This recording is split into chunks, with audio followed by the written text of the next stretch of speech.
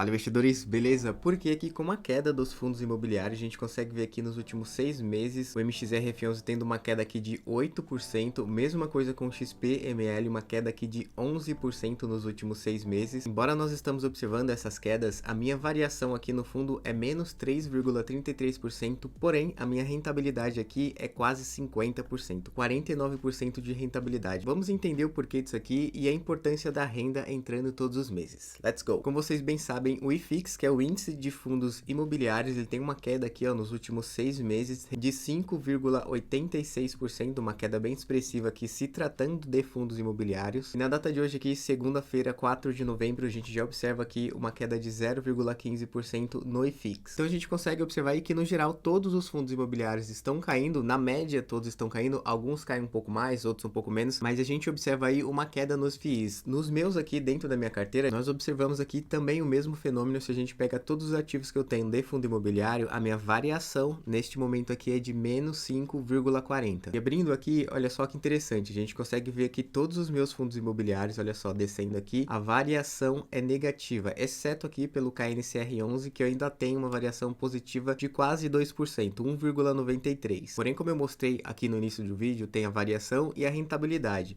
Eu vou ativar aqui a rentabilidade para vocês verem como é que ela está. Para quem não sabe ativar, basta clicar aqui, editar colunas, e aí a gente vai na aba aqui rentabilidade. Clicando nela, ela vai ativar aqui. Se caso você fizer alguma coisa que você não gostar, você pode clicar aqui em restaurar padrão, que ele vai voltar como padrão do site. Então olha só, agora a gente tem aqui a aba rentabilidade da carteira. E olha só que interessante, logo de cara a gente consegue ver aqui que todos os meus ativos estão no verde, estão positivo. A gente pode observar que o que mais se destaca aqui é justamente o XPML11 com uma rentabilidade aqui de 49%, seguido aqui do MXRF11. Mas o que é essa tal rentabilidade? Se a gente passar o mouse aqui, dá para verificar. Rentabilidade ponderada do ativo leva em conta os proventos recebidos pelo ativo, ou seja, nesse caso aqui, a rentabilidade está levando em consideração os dividendos que a gente vem recebendo. Vocês vão entender já já. Embora a minha variação aqui seja negativa de menos 3,33, a minha rentabilidade é de 49. Por que acontece isso? A gente clica aqui, dá para ver que a variação mostra o desempenho do seu investimento em relação ao seu preço médio. A variação não considera o pagamento de dividendos. Então, um considera os dividendos e o outro não. No caso aqui, a variação ela se refere ao meu preço médio, ou seja, o quanto eu investi do meu patrimônio e o quanto eu tenho atualmente referente ao valor da cota. Ou seja, o que significa esse menos 3 aqui? Que em relação ao valor atual do ativo, 103, o meu preço médio é 106. Ou seja, eu paguei mais caro e agora ele está mais barato, então tem essa variação negativa. Porém, se a gente vai para a rentabilidade aqui, ele vai considerar todo o dividendo que eu recebi desde quando eu comecei a investir nesse ativo. Então vamos pegar aqui todo o dividendo que eu recebi do XPML para a gente ver qual foi o valor que eu recebi no total. Então se a gente vir aqui na parte de proventos e coloca aqui XPML, dá para ver o total que eu já recebi de dividendo dele na casa de R$ 3.252,03. Então vamos fazer uma conta aqui na calculadora para vocês entenderem um pouco melhor isso. Eu vou até abrir ela aqui. A gente vai pegar aqui o meu preço médio do ativo, que é 106,98, e multiplicar vezes a quantidade de cotas. Então coloca aqui Ctrl V, a gente vai fazer aqui vezes a quantidade de cotas que eu tenho, 257, vezes 257, igual 27.493,86 centavos. Esse valor de 27 mil é exatamente o quanto eu tirei do meu bolso, ou seja, o valor que eu aportei no ativo. Porém, a gente sabe que ele está negativo, olha só o meu saldo, 26 mil. Justamente por isso ele tem a variação aqui de menos 3, porque eu apliquei 27 mil do meu bolso, porém hoje eu tenho 26 graças à variação da cota, ou seja, ela caiu referente ao quanto eu tinha comprado, que está 106 e agora está 103. Então, nesse caso aqui é a variação. Porém, a variação não está levando em conta esse valor aqui total que eu recebi de dividendo. Por isso que, embora a minha variação aqui seja de menos 3, a minha rentabilidade é de 49, porque ela considera aqui todo o dividendo do período inteiro, desde quando eu comecei a investir no fundo. E é isso que eu falo aqui, a importância de se investir em fundos imobiliários. Não é o quanto o valor da cota está na data de hoje, ou seja, o valor que o mercado está disposto a pagar pelo ativo, e sim o que importa é a renda mensal entrando todos os meses, porque o principal objetivo dos FIIs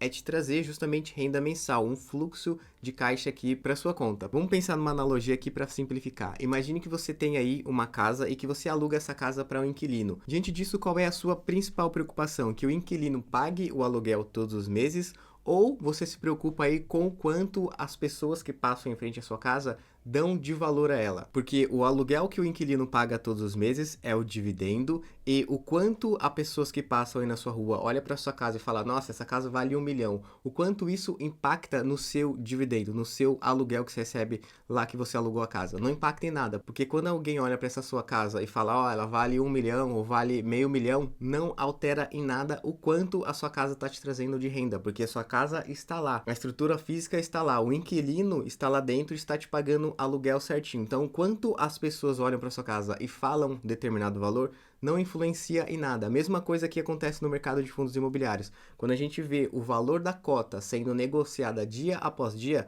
nada mais é do que essa pessoa que passa em frente da sua casa e fala um determinado valor do quanto ela vale. Isso não impacta diretamente aqui na estrutura física, ela continua lá funcionando. Obviamente aqui que dentro da bolsa, quanto menor for a cota do fundo referente ao valor patrimonial, maior será o seu dividendo referente ao seu preço médio. A gente consegue observar isso aqui claramente com o meu fundo aqui KNCR11, onde a minha variação aqui é positiva de 1,93 e a minha rentabilidade também é positiva de 28. Ou seja, o preço atual do ativo é 103, porém eu consegui pagar aqui 101. Diante disso, minha variação fica positiva e a minha rentabilidade também positiva, porque eu continuei recebendo dividendo desse fundo desde quando eu comecei a investir nele. Então, neste caso aqui, é um dos melhores cenários. Voltando aqui para a analogia da casa, porém utilizando aqui o KNCR. Imagine aí que o KNCR é exatamente essa casa aqui do exemplo, e eu comprei ela aqui por 101, porém, a galera que passa em frente está disposta a pagar 103. Isso não altera diretamente no quanto o inquilino lá está pagando de aluguel. Ele só vai importar no momento que eu fizer a compra aqui do ativo. No caso, ele vale 103 e eu paguei 101, ou seja, abaixo do valor patrimonial, fazendo com que o meu yield on cost ficasse maior aqui, ó, 11,72, diferente do dividend yield, que é 11,50, com base aqui no preço atual do ativo. Ou seja, num resumo aqui, a queda dos fundos imobiliários neste momento é uma oportunidade para a gente comprar mais FIIs aqui, sabendo que o fundo lá continua funcionando normal, os inquilinos estão lá pagando os aluguéis tudo certinho, o fundo continua sendo gerido,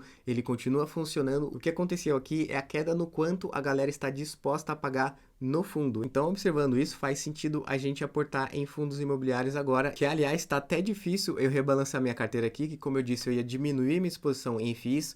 Porém, com essas oportunidades que nós estamos tendo agora com a queda do IFIX, fica difícil balancear aqui novamente a minha carteira. Como vocês sabem, eu estou aportando mais em ações, porém eu estou vendo muita oportunidade em FIIs e ainda eu continuo aportando em fundos imobiliários, fazendo com que a minha exposição em FIIs aqui não diminua o tanto quanto eu gostaria. Mas isso são ciclos, é normal, às vezes a gente desbalanceia a carteira aqui, aproveitando determinados momentos. O que pode acontecer aqui também é que mais para frente o Bitcoin pode dar uma pernada para cima, ou as minhas ações internacionais também, fazendo com que esse gráfico aqui modifique. Porém, eu tinha dito que todo o dividendo que eu recebesse de fundo imobiliário eu ia aportar em fundo imobiliário, e é isso que eu estou fazendo.